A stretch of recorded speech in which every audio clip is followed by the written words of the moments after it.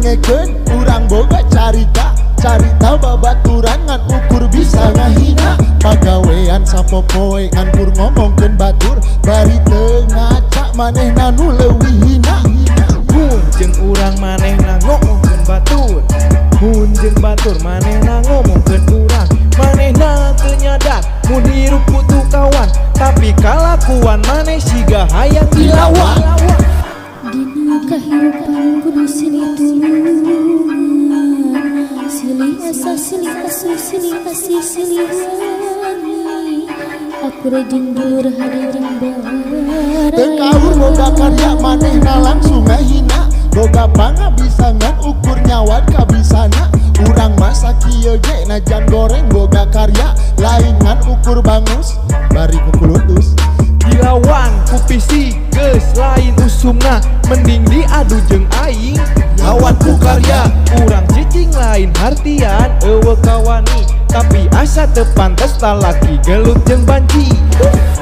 Dina kahirupan kudu silih tulungan, silih asa silih asuh silih asih silih wani, aku rajin dulur hadirin baraya.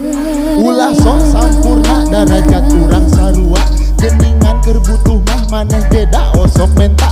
Sok gerak otakna pake ulah ditedeun, ditulungan teh maneh mah kalah ngamanfaatkeun. Kade sing inget urang teh hirup di dunya, kudu hade kasasama lain kalah ngahina.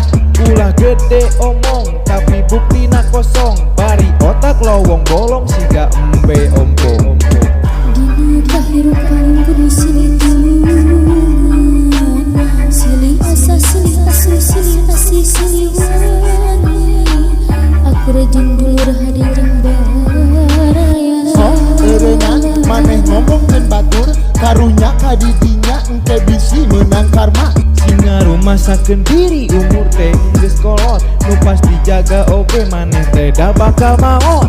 Geus tutup lawang si kotaka, lamun dituluykeun paur bisi panas jelina.